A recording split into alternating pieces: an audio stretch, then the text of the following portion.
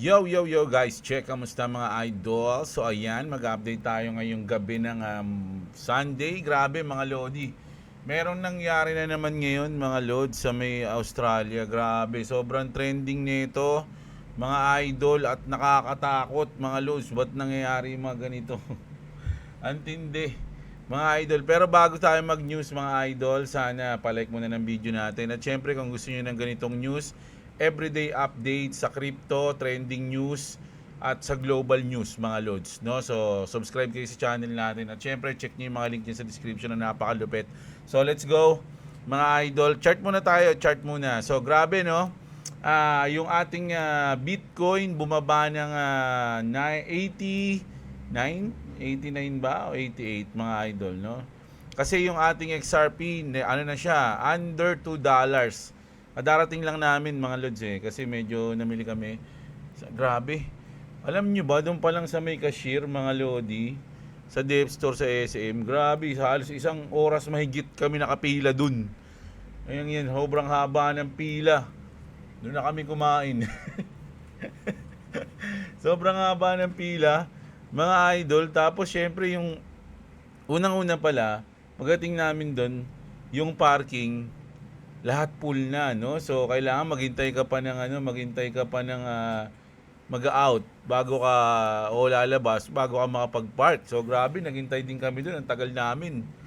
Tapos pagdating namin doon sa Dev Store naman, sobrang haba ng pila, grabe. Isang oras mahigit. Tapos kala namin pagkabayad na, kala namin okay na, palabas na kami. Yung pala, meron pa kami isang pila. Napipila ng malupit din. Alam niyo kung ano? Yung bayaran ng ticket ng parking. Dahil nga haba rin ng pila. Putya ragis yan, oh. Sabi ko, oh my goodness, ano nangyari? Tsaka sobrang dami rin talaga ng tao sa SM, mga idol. Grabe. Hindi ka magkanda o gaga. Parang ganun. So, grabe. Ayan, stock up kami doon. So, itong bagal hindi lumabas yung yung Bitcoin. Mga loads, no? Pero nakita ko kanina nasa under 90k yung ating Bitcoin ngayon. So, grabe, sabi ko sa inyo, medyo magda-drop tayo. Sabi ko nga, bago mag-19, baka umabot pa si XRP ng mga 1.76 ganun, baka ganun. Pero hindi nga natin sure. Alam nyo, ang laki ng porsyento na nasa isip ko na si XRP is magda-drop. Pero at the back of my mind, parang merong manggugulat kay XRP na hindi natin inaasahan mga lods Pwedeng merong mangyari na kakaiba, no, na madikopol siya sa paggalaw ng Bitcoin. Ganun lang yung nasa isip ko. Pero ang laki pa rin ng chance mga idol, no, na talagang medyo sasabay siya, magda-drop din sila, sabay-sabay sila lahat. No, ayun lang, at the back of my mind lang mga lods, nararamdaman ko na parang may kakaibang mangyayari next week, no, ngayong week na paparating. Ito yung week na magdidesisyon sa lahat mga loads bago mag-January, di ba? Grabe. Pero bago 'yan, mag-news tayo. Meron na naman po nangyari. Ito yung trending news muna tayo mga idol So sa trending news natin mga loads, etong mga tao na to, nakita ko kanina, nagtatakbuhan sila yan sa beach. Mga loads. No, kasi yung iba hindi ko na pwede ipakita, medyo parang bawal na siya sa YouTube, baka ma-restrict ako. So, tanggalin na rin natin yung sound. So, ang nangyayari dito mga lodi, sa beach may mga nagtatakbuhan. Sabi ko, ano to? Ito kasi yung una ko nakitang video. Sabi ko, ano to? Tapos, sinearch natin, no? Kung ano yung nangyayari. Ayun pala, mga idol, merong mass shooting. Kaya sila nagtatakbuhan, may namamaril sa kanila. Mga lodi, grabe, imagine nung nasa beach ka lang, gusto mo magsaya, magbakasyon, mag-refresh.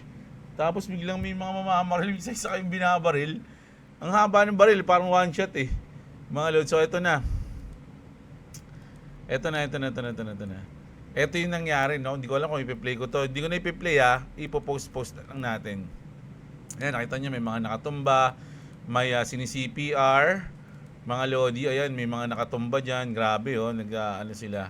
Mga lods, nakaka-trauma to lalo na kung may kasama kayong mga anak nyo, tapos ganito yung mangyayari. Pero sa Australia to, mga lodi, no? Wala kasing translate eh. Iba yung salita niya. So pero ayan 'yon. So sa Bondi Beach, mga lods. So ayan. Tapos merong nakakuha ng video. Ito na mga lods. So, iyan ko lang. Ayan, ito yung namamaril mga lodi. Ito grabe. Ito yung hero mga lods. Superhero.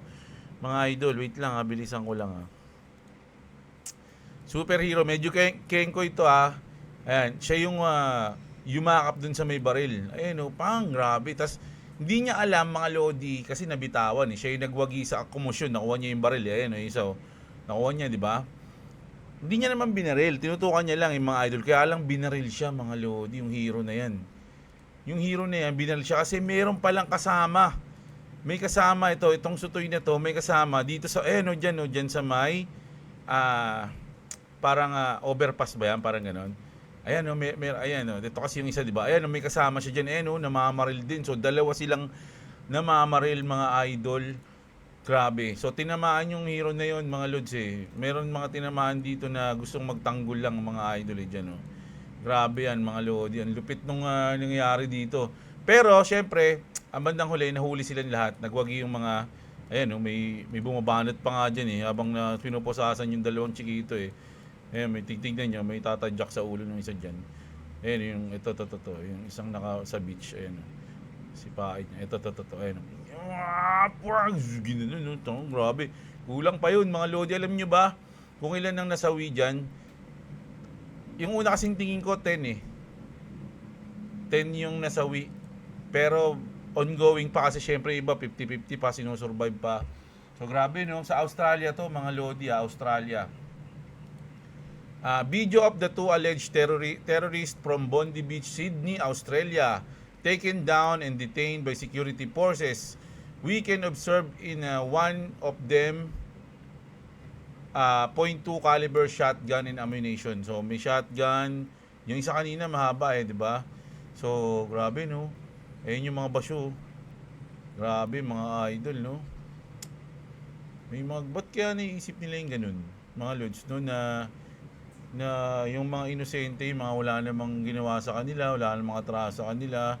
Tapos mamamaril na lang sila random. 'Di ba dapat sa mga tao na to, hindi na to kinukulong. Mga idol kasi 'di ba? Wala nang yun kung yung reason nila kung ba't ginawa yan, parang Kasi kung titignan mo yung rights nitong dalawa na to, paano naman yung rights yung mga wala namang kasalanan tapos namatay? 'Di ba? Yung mga inosente nagsasaya lang tapos pinatay nito, nagtitrip lang. Siyempre, di mo alam kung anong nila, problema nila sa buhay, pero kahit ano pang reason nila, mali yun. 'Di ba? Kahit ano pang dahilan nila, kahit nasabihin nila na ako pinakakawawa sa buong mundo, hindi pa rin yung reason para gawin mo yun sa ibang tao na hindi naman na kumbaga inosente, na wala namang kasalanan sa iyo, 'di ba? So dapat diyan sa mga yan, wala yung mga dapat diyan itali doon sa gitna ng beach, 'di ba? Tapos lang, isa lang, isa-isa. Lahat lang nandito sa beach. Isa-isa Ganun hanggang madids. Alam niyo na napanood ko yung napanood niyo na ba yung Vikings? Grabe yung mga parusa doon, mga lodi. Sa Vikings, ano ba tawag doon, yung eagle? Yung gagawin kang eagle, ginawa yun sa isang hari nung una, si Ragnar yung naggumawa Tapos pangalawa, ginawa yun ni Bjorn. Ni Bjorn ata yung sa pumatay sa papa niya. Di ba, pumatay kay Ragnar. So, ginawa niya yung hawk. Tama ba yun? Akbok ba yun o eagle? Yung binuksan yung likod, tapos binuka yung mga ribs. Ayun yun. Ayun yung matindi ron, mga lodi. Grabe yun. Tapos hindi ka hindi ka papaslangin. Mararamdaman mo kung paano mangyari yun. Kasi iiwasan nila lahat ng vital yung mga vital parts ng katawan mo. Ayun ang matindi. Di ba? Grabe no? Ano kaya yung nasa isip nila? Kasi yung mga ganyan, wala na to mga lods Kumbaga kinain na ng dilim. Kinain na ng dilim yan, kaya ganun. Kumbaga mahirap ng yan, yung sabihin mo na magbabago pa. Hindi ko alam. Hindi naman tayo nagdedesisyon pero unfair. Unfair 'yun sa mga pinaslang nila na matino, walang ginagawang masama, di ba? So, not cool, man. So, ayan ayun yung ating trending news, mga Lodi, no? Global trending news natin ngayong gabi. Grabe, nakaka-trauma yan. Alam ko ngayon sa US meron ding problema, meron ding shooting. Sandali lang ha. Alam ko meron din sa US eh. Ba't puro ganyan sila kasi? Mga idol. No? Ito yun eh. Iba yan eh. Sa US tayo. Ayun yung hero. Ayun yung Sutoy pala oh. Ito oh. Kita siya. Ito yung hero, mga Lodi oh. The hero who disarmed the terrorists at the Bondi Beach shooting is Muslim. His name is Ahmed El Ahmad. Isipin nyo, yung mga minorities pa doon, yung iniisip nila na masama, ayun pa yung naging hero. Meron pang news tungkol dun sa shooting ngayon eh. Ito ba yon? Brown University. Ito kasi yung pinaka-trending kaya ito yung lumalabas eh. School, lagay natin school. O ito nga, Brown University. Ayan, Brown University. Isipin nyo, iba to ha. Hindi yan sa Australia, sa US to, mga lods. Sa US. Ayan, 1 hour ago. Oh, grabe. 3 bansa pala to, mga lodi. In the last 24 hours, Australia, Sydney police says 12 killed. Naku, 12 na pala. 29 injured in an Islamic terror attack on Jews Australians. Lah, ganun pala yun. Kala ko ba, Muslim yung nagligtas. O, ayan ha. Sa US naman, Brown University shooting 2 kills, injured 9, suspects still at large. Tapos sa Germany, meron din 5 men arrested for plotting a vehicle attack at Christmas market. O, di pa pala, kumbaga nahuli nila bago pa mangyari ang lahat, no? So, grabe yun, mga lodi, no? Ayun yung kakaiba. Ba't puro kasamaan yung nangyayari ngayon, mga lodi? Kung kailang magpapasko, birthday ni Papa G. Tapos ganyan, no? Nagkakaroon ng mass shooting. Grabe, mga lodi, no? Oh my God. Tapos tayo, pinoproblema lang natin yung mga trade natin. Sila, mas malaki yung problema, no? Grabe naman. Sana masolusyonan yan, mga idol, no? O, magki-crypto na tayo. Grabe naman yung mga news natin, nakaka-trauma, mga lods. Under ano tayo na si Bitcoin. Ay magpakita kanina. 89.2, magi-88 na to, mga lodi. Magi-88 na, mga idol. Grabe, no? Kasi kung bababa si Bitcoin ng mga 20 to 30%, aabot siya ng mga 70 to 65,000. 'Di ba? Tapos si XRP siguro mga nasa 1.4, 1.5, 1.6 mga ganun. So ngayon nasa 1.9 tayo. Medyo malayo-layo pa to, mga lodi. Kasi syempre dali lang ha. May nag-iwan kasi ako 100 eh. So mag-100 ako. Ang aking liquidation 1.94, which is medyo malayo sa 1 minute time frame. Dito yan eh, 1 minute time frame eh, di ba? O, mga dyan. Pero sa mga 5 minutes o sa 15 minutes, malapit lang yan, mga lodi. Yan lang yan, oh. 1.4, oh, dito banda lang, oh. Oh, ayan, oh, dito. Tignan natin yung 1 hour niya. So, kung i-check natin, simula November 21, almost 1 month. 1 week na lang, 1 month na. 3 weeks. 3 weeks, ang pinakamababa natin is 1.8, mga lods, no? Pero sa October, November, 3 months, ang pinakamababa natin is 1.4. Ay, 1.1 pala, sorry. 1.1. Mga lods, no? 1.18 pa nga, oh. Gravities naman to, mga idol, no? Sa 3 months yan, ha. So, what's up yan pagka ganyan, mga lods.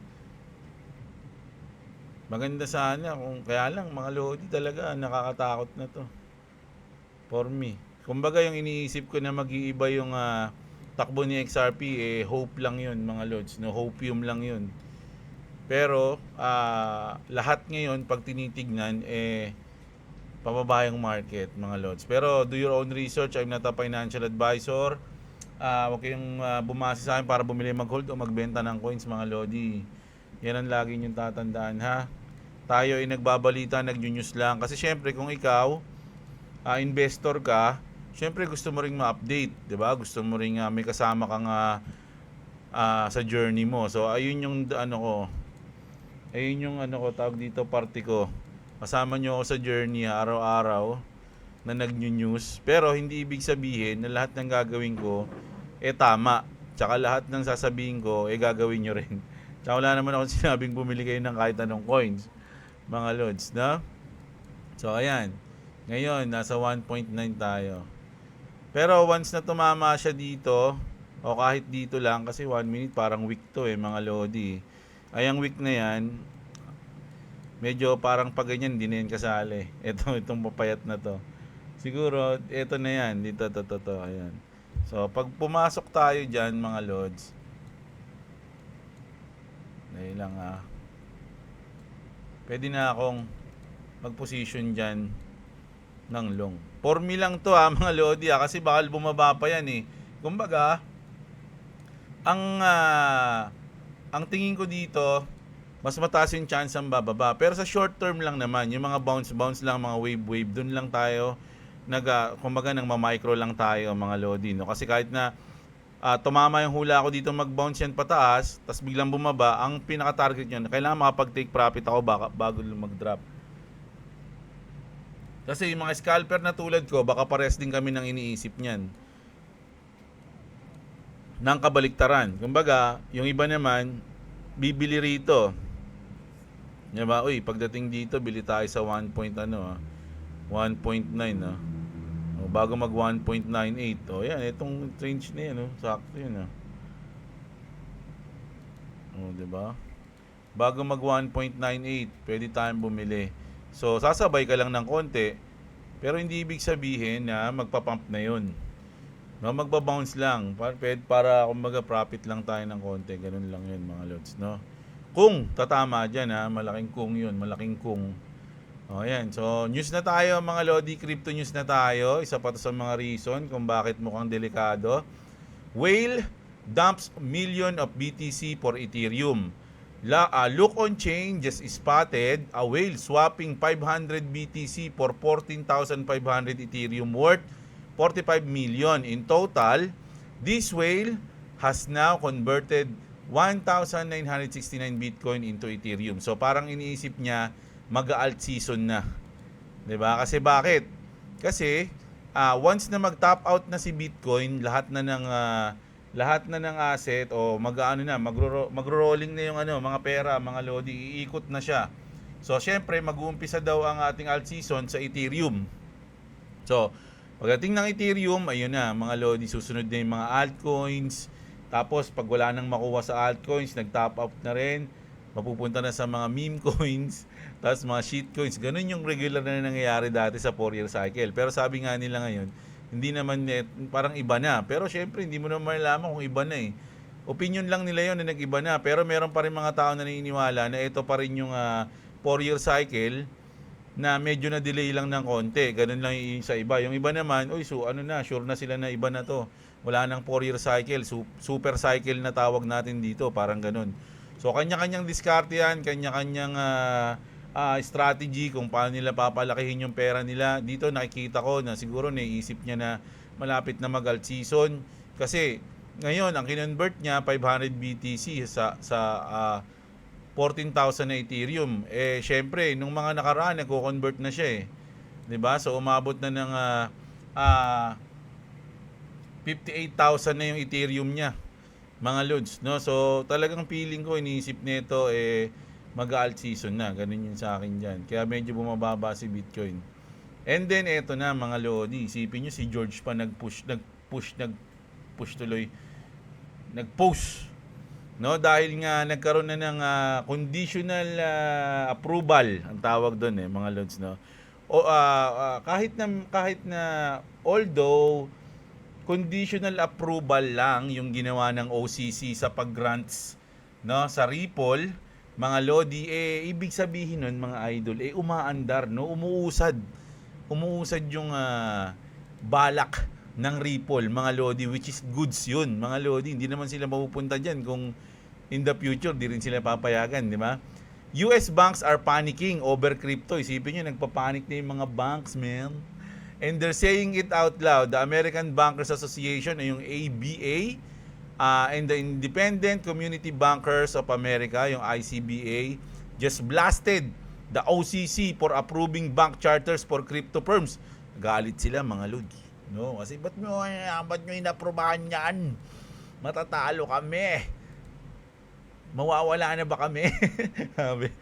They're compliant, sabi dito, that crypto companies are getting access to banking privilege without being traditional banks. Ayun yung sabi.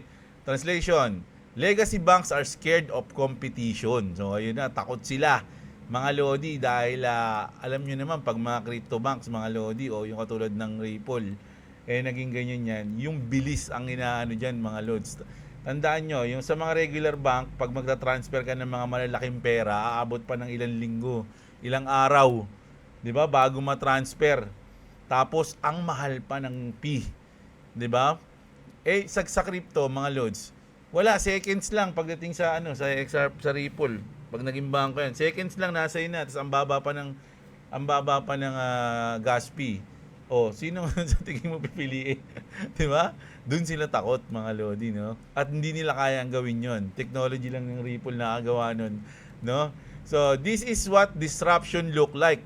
When incumbents stop ignoring you and start lobbying against you, it means crypto is no longer theoretical.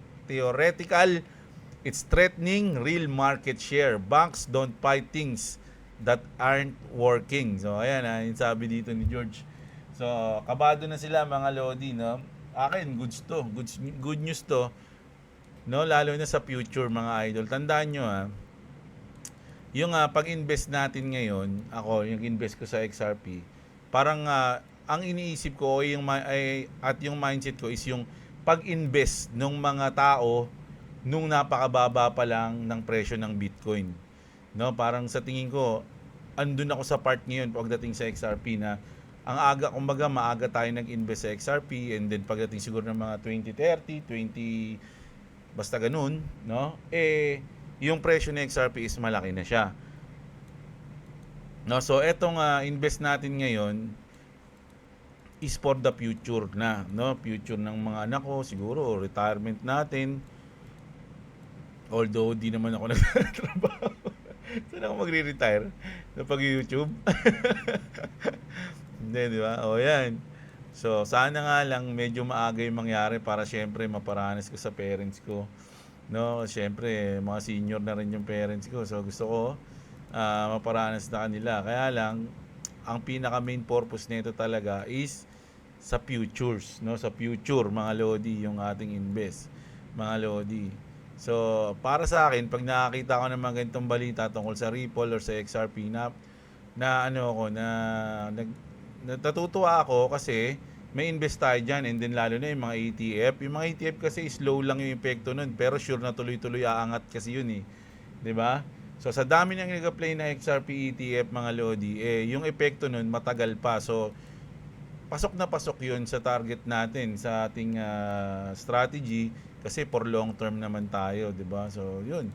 Ayun yung ko diyan. Kaya pag naging bangko yung Ripple, ay sinasabi ko sa inyo, mga lodi, swerte ng swerte nyo. Di ba? Kasi nag-invest kayo sa XRP. So, ayun na. Pero di ako sinasabing bumili kayo, pag-aralan nyo, mga idol.